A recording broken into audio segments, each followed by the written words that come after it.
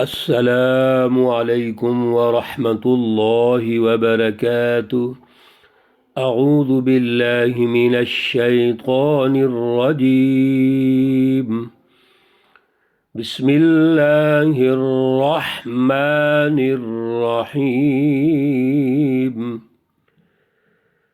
والشمس وضحاها والقمر إذا تلاها والنهار إذا جلاها والليل إذا يغشاها والسماء وما بناها والأرض وما طحاها صدق الله العلي العظيم۔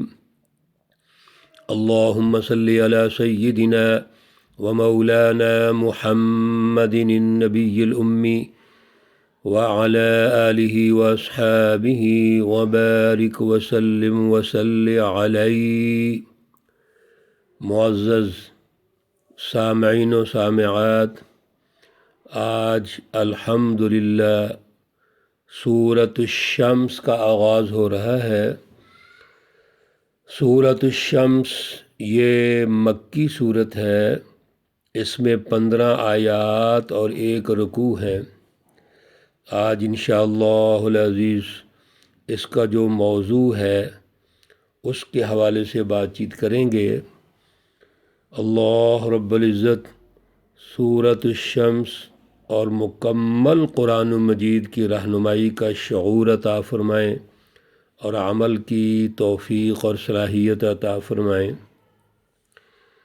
آپ سورۃ الشمس کے عنوان سے یہ سن رہے ہیں کہ الشمس کا معنی ہے سورج۔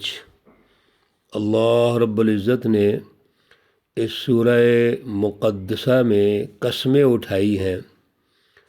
شمس کی قسم اٹھائی ہے، قمر کی اٹھائی ہے، دن کی اٹھائی، رات کی اٹھائی، آسمانوں کی اٹھائی، اور پھر زمین اور پھر نفس کی قسم اٹھائی۔ عزیزو، اس سورہ مقدسہ کا بنیادی عنوان یہی ہے۔ اللہ رب العزت مکمل جو سچی رہنمائی ہے سورۃ الفاتحہ سے شروع کرتے ہیں، پھر سورۃ البقرہ، اور ہم نے اس سے پچھلی سورہ مقدسہ سورۃ البلد پڑھی۔ اللہ رب العزت وہ نظام فکر و عمل اور وہ بنیادی فلسفی جس سے انسانی معاشروں کی تشکیل ہوئی اور انسان نے ترقی کرنی ہے، اس کائنات کا جو مرکز ہے وہ انسان ہے۔ اللہ رب العزت اسی کے ارد گرد تمام تر علوم کے حوالے سے گفتگو ارشاد فرماتے ہیں۔ کائنات کی ترتیب و تشکیل کا مرکز بھی انسان ہی ہے۔ ہر چیز کو اللہ نے پیدا کیا لیکن انسان کو مرکز بنا دیا۔ دیکھیے، انسان کی تخلیق سے پہلے اللہ کی مخلوقات موجود ہیں، فرشتے موجود ہیں، جنات موجود ہیں، لیکن اللہ رب العزت نے انسان کو پیدا کیا ہے۔ اس لیے انسان میں اللہ نے ایک نفس رکھا ہے جس پہ آگے بات چیت تفصیلاً ہوگی۔ وہ نفس انسان کو جو اللہ نے عطا فرمایا ہے، وہ اس میں اللہ نے انسانی ارادوں کو رکھا ہے۔ یعنی ارادے کیسے بنتے ہیں، انسان کیا ہے، نفس کیا ہے، ارادے کیسے بنتے ہیں، پھر ارادوں سے عمل کیسے ڈلتے ہیں، اور پھر اللہ رب العزت نے اس نفس کی، انسان کی جو تخلیق ہے وہ کیسے کی ہے۔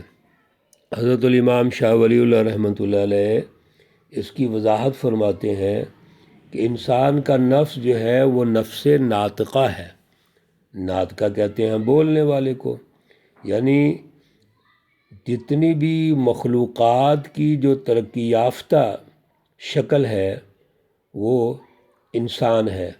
اللہ نے انسان کو جو نفس ناطقہ عطا فرمایا ہے، اس کی دو بنیادیں ہیں، ایک ہے ملکی اور دوسری ہے بہیمی۔ آسمان کی سماوی یا عرشی قوتیں اور زمین کی تمام تر جو فرشی قوتیں ہیں، اس کا نقطۂ ملاپ وہ انسان ہے۔ یعنی ایک طرف اللہ نے ملکی قوتیں اور دوسری طرف بہیمی یا حیوانی قوتیں۔ انسان کو اللہ رب العزت نے اس طرح تخلیق کیا ہے۔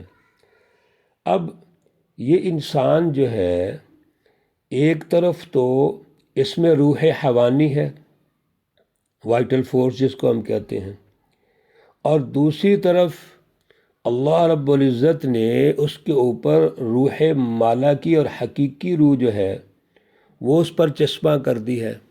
قرآن پاک میں آتا ہے وَيَسْأَلُونَكَ عَنِ الرُّوحِ، لوگ آپ سے اے رسول صلی اللہ علیہ وسلم روح کے بارے میں سوال کرتے ہیں۔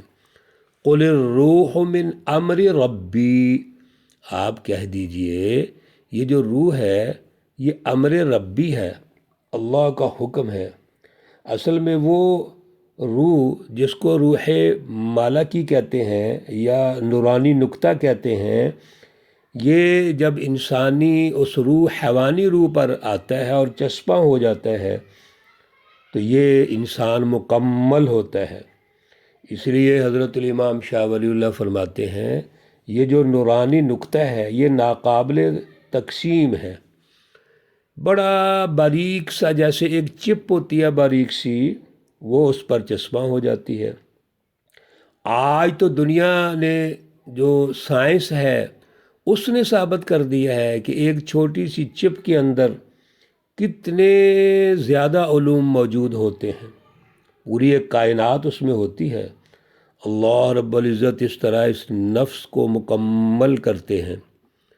یہ انسان جو بھی ارادہ کرتا ہے، نیت کرتا ہے، اس کا عمل ہو جاتا ہے۔ انما الاعمال بالنیات، صحیح بخاری شریف کی یہ پہلی حدیث ہے کہ انما الاعمال بالنیات، اصل میں جو عمل کا مرکز ہے وہ ارادہ ہوتا ہے۔ میرے عزیزو، اللہ نے انسان کو یہ ارادے، اختیارات اور اعمال، یہ تمام چیزیں عطا فرمائی ہیں۔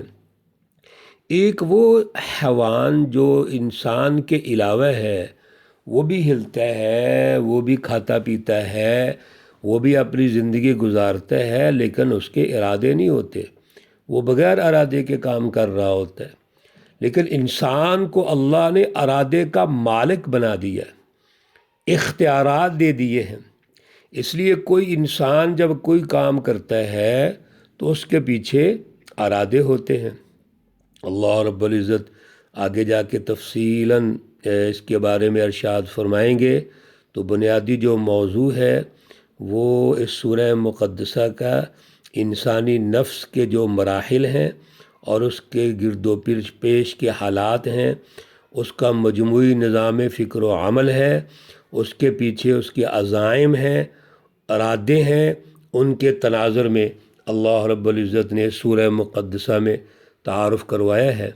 آج اس بات کو سمجھنا اس لیے زیادہ ضروری ہے کہ بعد ہمارے نام نہاد وہ جو اسکالرز ہوتے ہیں وہ کہتے ہیں جو اللہ چاہے وہ کرتا ہے، انسان کیا کر سکتا ہے۔ میرے عزیزو، آپ ذرا سنیں گے اس میں کہ انسان کیوں نہیں کچھ کر سکتا۔ انسان کو اللہ تعالیٰ نے، جیسے میں نے عرض کیا کہ مرکب، دو چیزوں سے مرکب پیدا کیا ہے، وہ ملکی اوصاف ہیں اور دوسری طرف حیوانی یا بہیمی اوصاف ہیں۔ دونوں اللہ نے رکھے ہیں اور دونوں اعلیٰ ترین رکھے ہوئے ہیں۔ آج دنیا کے جتنے بھی نظام حیات ہیں وہ صرف مادی حوالے سے یا حیوانی تقاضوں کے حوالے سے گفتگو کرتے ہیں۔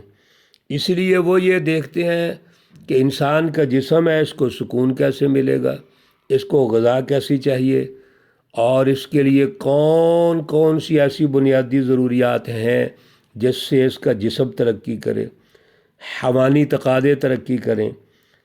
جبکہ جو دین اسلام ہے اس کی جامعیت ہے، وہ دونوں قوتوں کو پیش نظر رکھتے ہیں۔ اگر حیوانی تقاضے ہیں ضروری ہے بالکل، تو اس کے مالکی جو تقاضے ہیں وہ کیسے پورے ہوں گے؟ جیسے حیوانیت کے لیے غذا ہے، مقامات ہیں، چراگاہ ہے، اسی طرح مالکیت کے لیے بھی اللہ رب العزت نے غذا، مقام اور چراگاہ رکھی ہے۔ آج الحمدللہ تیسرا روزہ شروع ہو رہا ہے، اور اس روزے کے پیچھے یہی بنیادی فلسفی ہے۔ اللہ ہمارے نفس کا تزکیہ چاہتے ہیں۔ انسان جب بھوکا اور پیاسا ہوتا ہے تو وہ اس کے حیوانی تقاضوں کو دیکھتا ہے کہ مجھے کون سی ایسی ہستی تھی جو 11 مہینوں میں کھلا پلا رہی تھی، وہ عظیم الشان ہستی ہے، اب میں اسی کے حکم سے کھانا پینا بند کرتے ہوں۔